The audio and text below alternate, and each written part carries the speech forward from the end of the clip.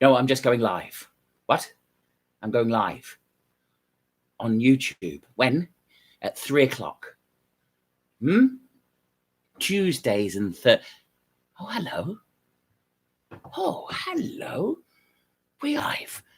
Well, I hope you can see me. I hope that you can hear me. And I hope more than anything, you're all right. Well, I hope you are. I'm all right. It's good to be here for you. My name is Gav. That's my name. There's two names in this. There's Gav and there's Dave. And you'll meet Dave in a minute. And it might be nice to meet you too. I am a storyteller. I know, it's like almost having a proper job. I've had proper jobs and they're brilliant, brilliant. If you've got a job that makes you happy, do that job. I used to be a teacher. I'm all right now. And I loved doing that. But this is my job. I tell stories. Now, unfortunately, I can't come to you, primarily because I don't know you. And that would be a bit weird. I can't come out. We all have to stay in. We all have to stay here. Well, you can't stay here and I can't stay there. Oh, there's lots of people saying hello as well. I'll look at that every now and again and say hello to you. So I can't go out. I go to schools and I go to theatres and I go to forests and festivals and tell stories. I can't do that. So I thought I'd invite you into my house. And that is where we are. And thank you for inviting me into your house. Now, traditionally, storytellers are supposed to say, are you sitting comfortably? But I've got to admit, I'm not that bothered. I mean, you can be sitting uncomfortably if you want to. You could be standing up. You can be having a walk around. You do what you need to do, because the brilliant thing for you is I can't see. Maybe you're still in your pajamas. Maybe you've got a ratty old T-shirt on. Maybe mums, dads, grannies, granddads, uncles and aunties, you've really not made the effort. And that's okay today. Now let's have a look. There is a little bit of a chatting spot down there and we've got some lovely people in. I've got some old friends and new friends. You can say hello. Make sure you be kind to each other. We've got Elisa and Jay. Jay, thank you for confirming that you can hear me. And we've got Belle. Hello, Belle and Ant. We've got Mercutio from Romeo and Juliet. You see, it's all fine. We've got Millie, who's in Liverpool. It'd be nice to know where you are. And Darcy's here, and Percy is here, and Libby C is here. We've got M from Liverpool. Absolutely fantastic. As I say, I can't look at that all the time, but I will do. Now, do you know that everything is storytelling? Every single thing in the universe right now is telling a story. I'll prove that to you. I could go outside right now and get a stone. I could go and get a stone and I could hold this stone here in front of me. It might obscure my face, which could be an advantage for some of you. I could hold this stone, right, and it would tell you a story. Now, it might not be a very interesting story. For instance, if this stone was wet, have a type in, what do you think has caused the stone to be wet today? What do you think? Type it in. It's not going to be a very interesting story. Something has made this stone wet today. Maybe Emlyn and Martha from Swansea might have an answer. Maybe, oh, no, it's the Unicron channel has got an answer. Rain, absolutely. Could be rain, you see. The stone could be dry or the stone could be wet. And to make it wet, it could have rained, or a passing doggy's had a little wee on it or something. I don't...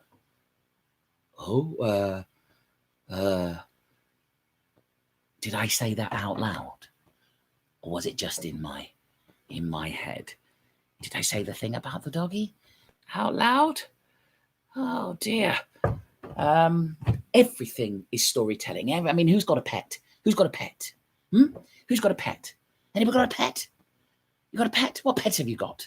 Tell me about the pets that you've got. Just imagine you those of you with a pet dog, like you're going out for your walk. You're on walk. You've got to follow the rules. We've got to follow the rules. It was in my head. It's been confirmed. Thank you, Elisa. You've gone out for your walk.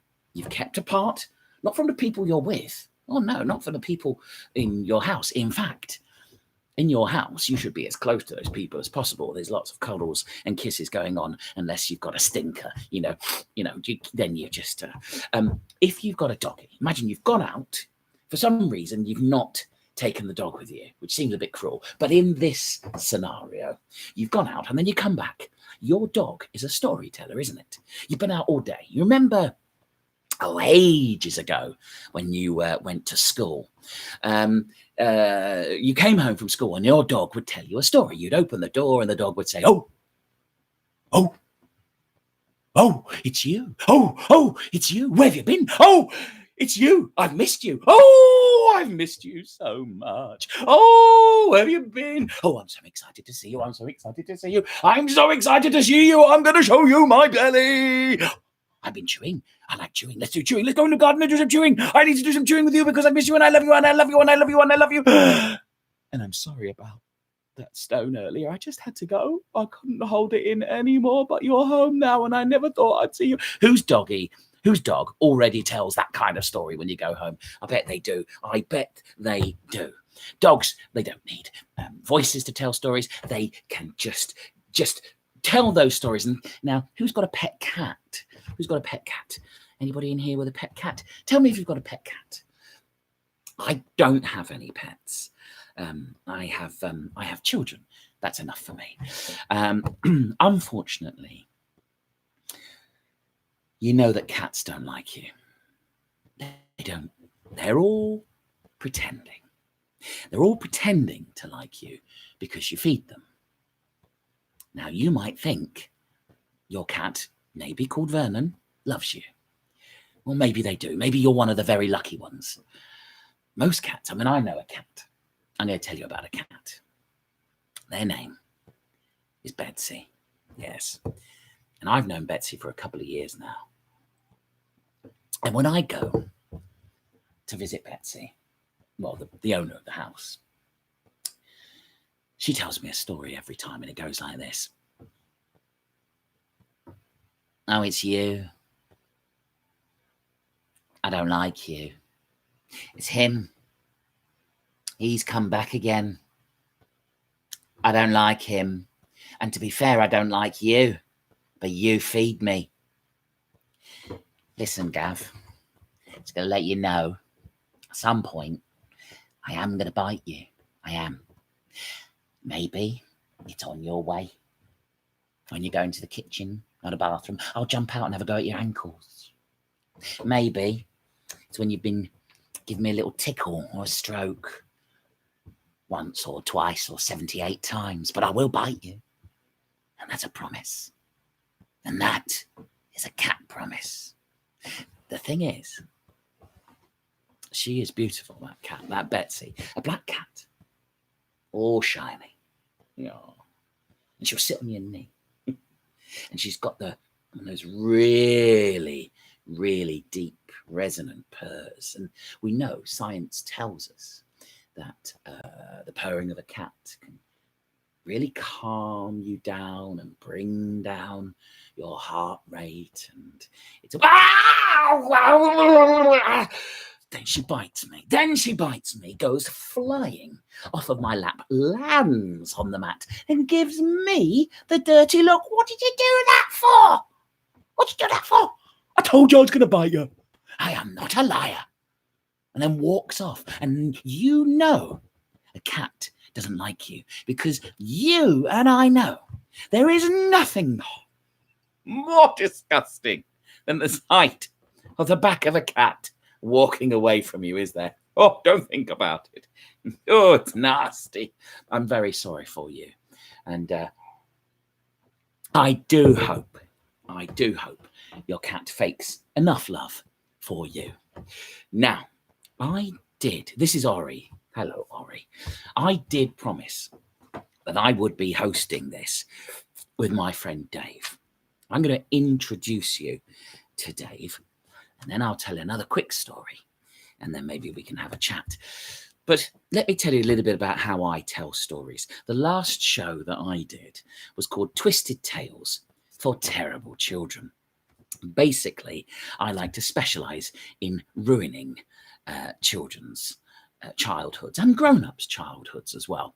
I like to point out that the things we say and the things we've told children are quite awful. Oh, Sharon's been. So I'm sorry you've seen some of this. Don't worry, there'll be lots of new stuff coming up as well.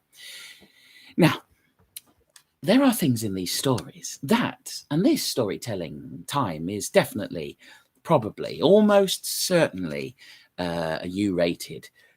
But saying that, Disney films are U-rated. And I mean, there is that U-rated Disney film, a very old one, that has a story that I wouldn't tell you. I don't think it's appropriate. It starts.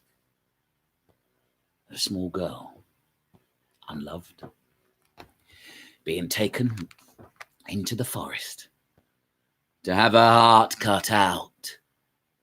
And the reason I can't tell you that story is I can never remember how Snow White ends. But that's how it starts. That's how it starts. These stories that we tell children. And what kind of messages? What kind of messages does Snow White have? Think about it. Think about it. I don't have time to mention your cat, Vernon. I'm so sorry. If I had the time to mention your cat, Vernon, I would. And I hope Vernon is okay. Think about Snow White. The scenario. There's a point in this story, and I'm not a fibber. Just say me. Type me in chat if you've never told a fib in your life. And I'm not fibbing to you now.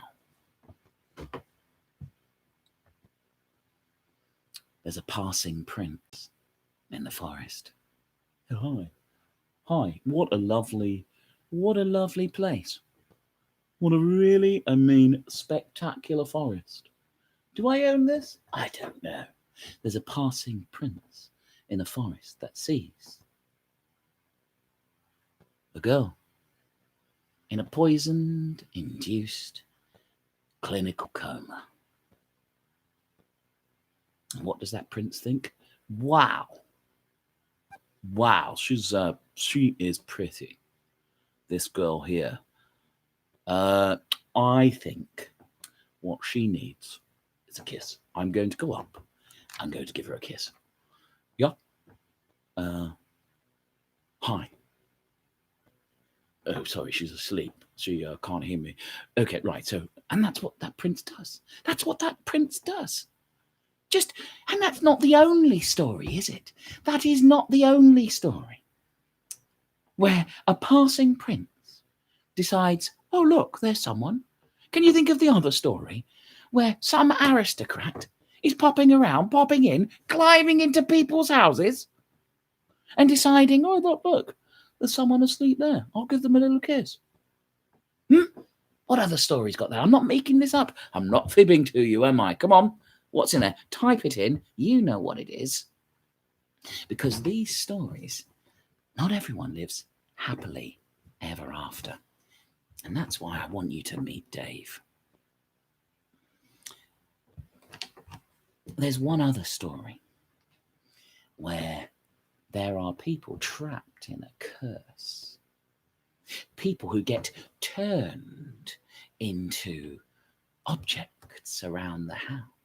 Sleeping Beauty, it's coming through. I'm just checking the delay there. Can you tell me the name of another story? Emily was first there.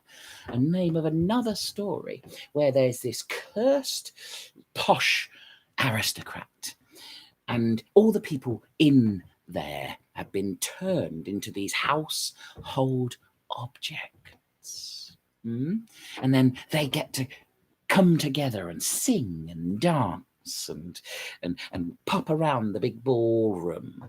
What's that? Beauty and the Beast. Well done, Beauty and the Beast. Now, I want you to imagine for a minute. Imagine for a moment. You're one of the working people of that area, and you work for the beast, because we know he wasn't a beast. We know he started out as one of these other rich and wealthy aristocrats.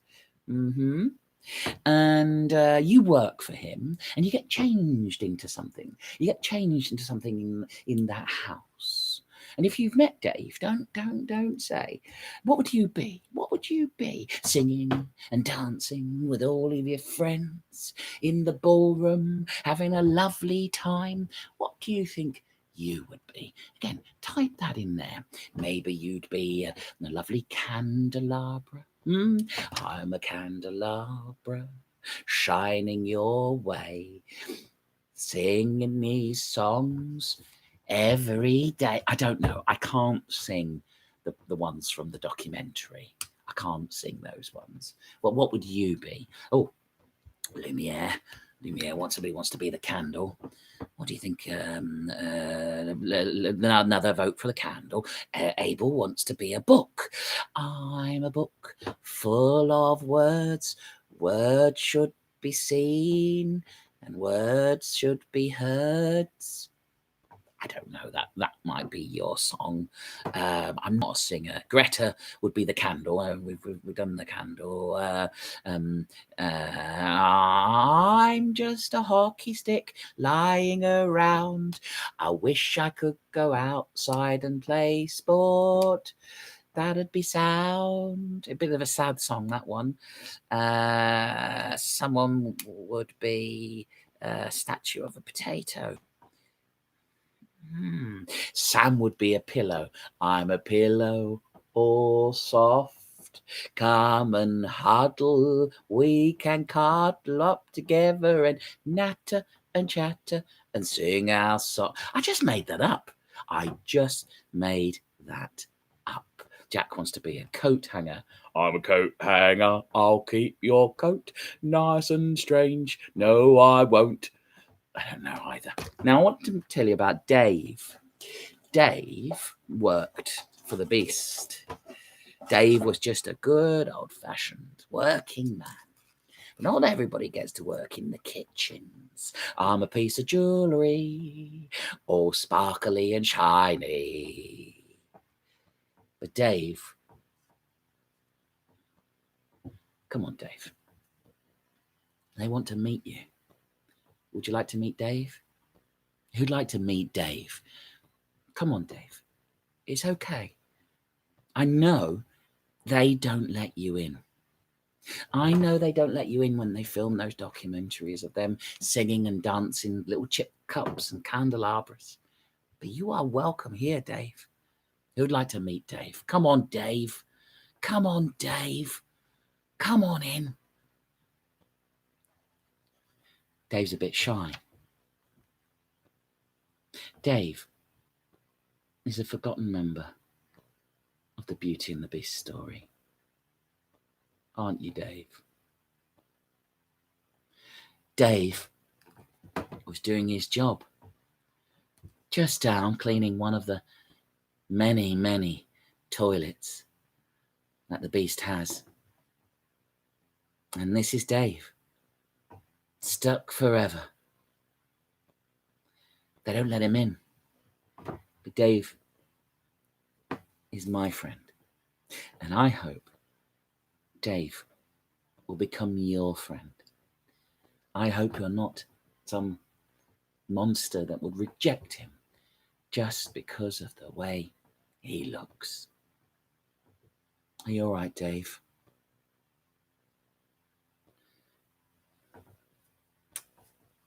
Don't do that at home, kids.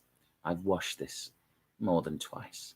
Dave, would you like to stay for the end of the final story? I've just given him a kiss. I'm not going to give him another kiss. You can give him a kiss. Dave would like to give you a little special kiss. Dave, I'm going to pop Dave over here.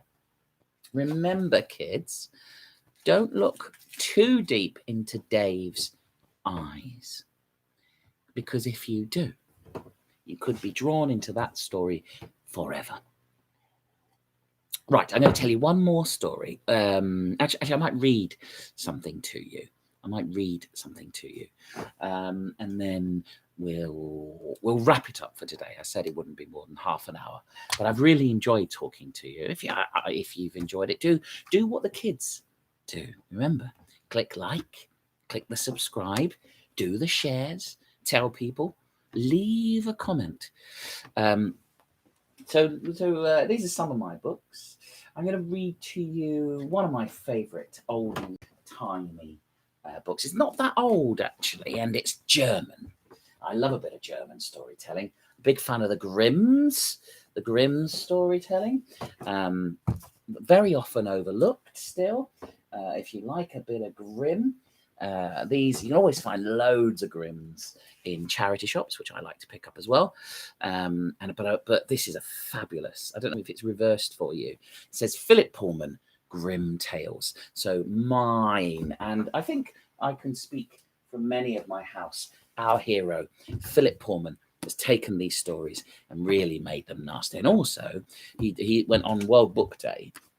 He says what he says very often, because you've got a bit of time, maybe you've got to write your own stories. If you get stuck, you can always go to an old fairy tale. And this is another book of fairy tales that I love. And we'll get to meet this a little bit later. Charles Perrault, he wrote this down, I think, in the 17th century. He's got some stories in here that you probably know. Have you heard of, if I find it's a big introduction. I've never read it. What have we got? We've got, looking for the contents page. We've got The Sleeping Beauty, that's in there. Hello, Harry. Sort it out, lad. We've got The Sleeping Beauty. We've got Little Red Riding Hood. We've got Puss in Boots. We've got Ricky with the Tuft. Everyone loves Ricky with the Tuft. You know Ricky? Yeah, Ricky. Ricky with the Tuft. Oh, we all know Ricky. So we'll be visiting them as well. But I want to start with one of my favourites. This is Struwwelpeter. Now, this was written by a dad in the 19th century in Germany. He wrote these tales for his kids, and they kind of caught on. I love nursery rhymes. I like giving them a little bit of a twist. I'll do some of those for you another day. Hello, Louis. I think nursery rhymes are awful. We're not going to do that one today. You know that nursery rhyme? Where people say it's it's not right. This is definitely for the over sevens. What's that one where the people say it's about that that disease that went round 400 years ago, and we sing it to children? What's that nursery rhyme? I don't know if this is satire or not. I don't know if it's satire or not. But what's the nursery rhyme where it's all about that going round and round? You're going to type that in there. You don't know Ricky. Ricky with the Tuft. He's great. Ring a Ring of Roses. Yeah, and what's Ring a Ring of Roses supposed to be about? Who knows? Who can tell me? Who can tell me?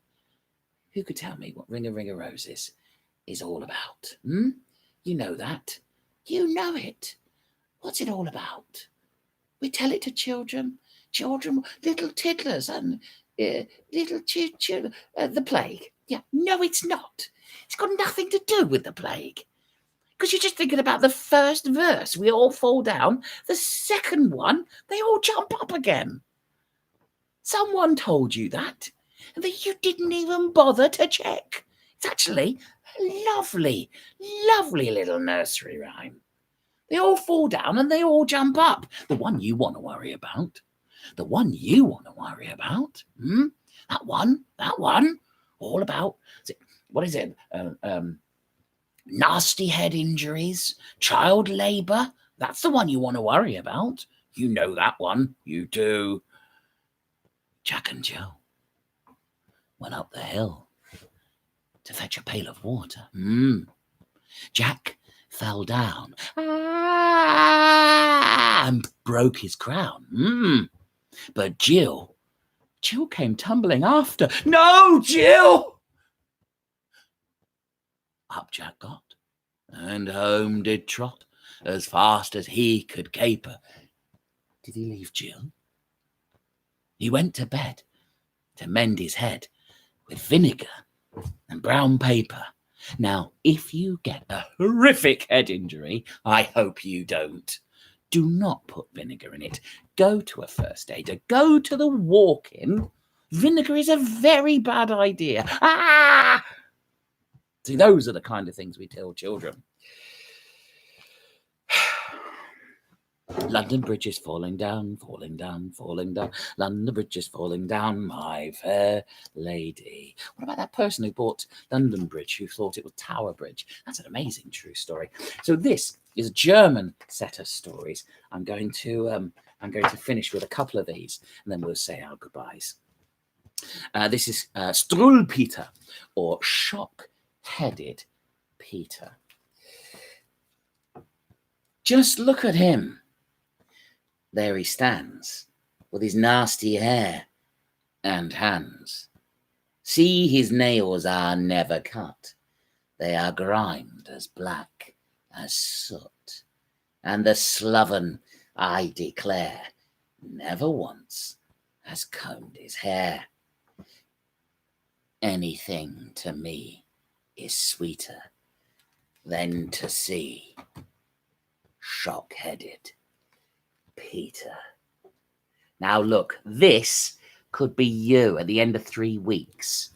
This could be you. Get up in the mornings, comb your hair, clean your teeth, put clean socks and pants on, make the effort. I don't want us all walking out of our houses in 3 weeks' time, blinking like that bit at the end of Close Encounters of the Third Kind. And we've got our horrible teeth and hair. Look after yourself and look after each other. Be kind. If you want some unkindness, come back on Thursday at 3 p.m. or it'll be on the channel anyway. And I'll tell you some nasty stories.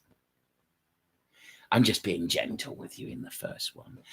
But I am very pleased that you came. I am very grateful that you came. And I hope to see you again. Use this time. I'm going to teach myself to play an instrument in this time that we have. Dish out the cuddles, dish out the kisses, do the schoolwork, learn a new skill. Bye-bye, everybody. Thanks for everything. I would gratefully take any likes, shares, or the subscriptions, and switch on the notifications if you want to come again. Thank you so much. I'm going to start my rehearsals now.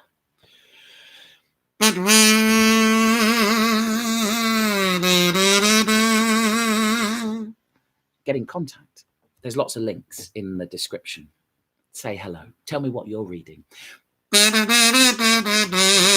What your favourite stories are. I think I'm good at this. This is literally the first time I've ever played this. I think everything's going to be all right. Bye-bye.